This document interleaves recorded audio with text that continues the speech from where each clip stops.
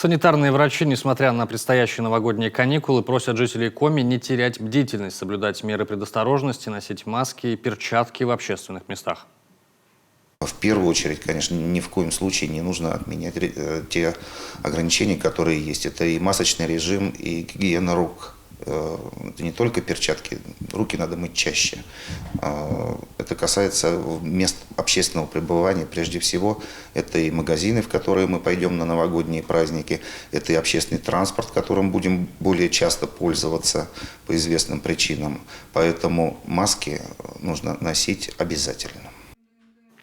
Ну а медики тем временем призывают жителей Коми провести Новый год без вреда для здоровья, отказаться от чрезмерного употребления алкоголя и вредной пищи и предпочесть им здоровый сон и прогулки на свежем воздухе. Так, рекомендуемая порция крепкого алкоголя 30 граммов, более легких напитков 300. При этом важно плотно поесть. Если же избежать тяжелой алкогольной интоксикации не удалось, важно вовремя обратиться за медпомощью. Она оказывается бесплатна. Также медики рекомендуют одеваться по погоде, тепло и многослойно, чтобы избежать переохлаждения и обморожения. Не нужно растирать обмороженный участок кожи снегом, как нельзя и опускать замерзшие руки и ноги в горячую воду. Это может привести к некрозу.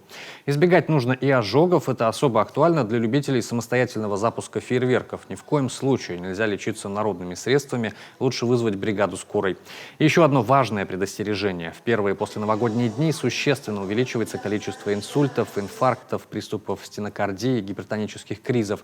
При этом в праздники никто не любит болеть. И если появляются какие-то тревожные симптомы, многие стараются перетерпеть до рабочих дней и не спешат к врачу. Этого делать ни в коем случае не надо. Чем раньше оказана помощь, тем меньше риск осложнений.